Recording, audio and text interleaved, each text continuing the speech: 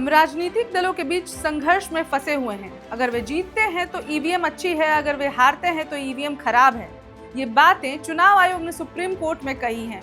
अब बिहार में मतदाता सूची पुनरीक्षण को लेकर जारी विवाद पर सुनवाई के दौरान चुनाव आयोग ने गुरुवार को सुप्रीम कोर्ट के सामने अपनी दलीलें रखी। चुनाव आयोग ने कोर्ट से कहा कि उसके पास कुछ निर्णय लेने के लिए सफिशिएंट पावर है। साथ ही ईवीएम से लेकर कई मुद्दों पर चुनाव आयोग ने विपक्ष के सवालों पर सवाल खड़े किए। नमस्कार, मैं ऋचा पराशर और आप देख रहे हैं वन इंडिया हिंदी।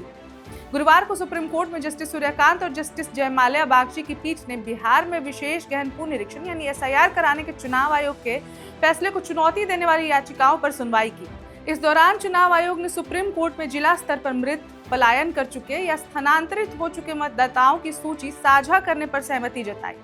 इसके बाद सुप्रीम कोर्ट ने चुनाव आयोग से 19 अगस्त तक मतदाता सूची से हटाए गए 65 लाख मतदाताओं की पहचान का खुलासा करने को कहा है। इसके लिए तो कब से विवाद हो ही रहा है। कोर्ट ने 22 अगस्त तक अनुपालन रिपोर्ट भी मांग ली है। लेकिन दलीलों के वक्त एक ऐसा समय भी आया जब विपक्ष पर जमकर बरसा चुनाव आयोग। अब चुनाव आयोग ने क्या कहा, ये बहुत ही दिलचस्प है।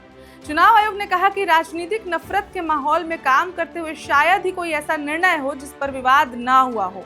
हम राजनीतिक दलों के बीच संघर्ष में फंसे हुए हैं। अगर वे जीतते हैं तो ईवीएम अच्छी है, अगर वे हारते हैं तो ईवीएम खराब है।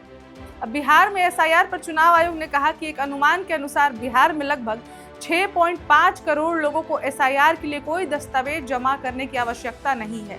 अब ये लाइन यहाँ पर इसलिए भी इम्पोर्टेंट है क्योंकि ये जो पूरी एसआईआर प्रक्रिया और जो सुप्रीम कोर्ट में सुनवाई चल रही है, ये सब कहीं ना कहीं दस्तावेजों और एसआईआर प्रक्रिया पर ही है। इसी बीच सुनवाई के दौरान सुप्रीम कोर्ट ने चुनाव आयोग से पूछा, आप उन लोगों के नाम क्यों नहीं बता सकते जो मर गए हैं या पलायन कर गए हैं या दूसरे निर्वाचन क्षेत्रों में चले गए हैं।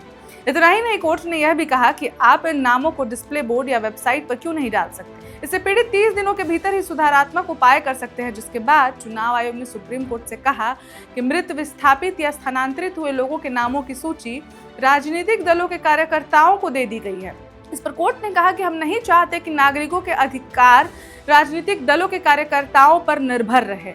मृत, विस्थापित या स्थानांतरित मतदाताओं के नामों को डिस्प्ले बोर्ड या वेबसाइट पर प्रदर्शित करने से अनजाने में हुई गलतियों को सुधारने का मौका मिलेगा। अब सुप्रीम कोर्ट ने कहा कि वेबसाइटों, स्थानों के विवरण के लिए सार्वजनिक नोटिस जारी करने पर विचार करें जहां लोगों की जानकारी मृत, विस्थापित या स्थानांतरित साझा की जाती है। सुप्रीम कोर्ट ने चुनाव आयोग से कहा कि आयोग हमें यह भी बताए कि 2003 में बिहार में मतदाता सूची पुनरीक्षण के दौरान मतदाताओं से किन किन दस्तावेज के लिए मांग की गई थी।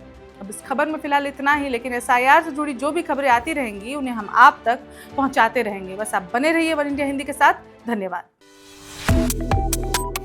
Subscribe to One India and never miss an update. Download the One India app now.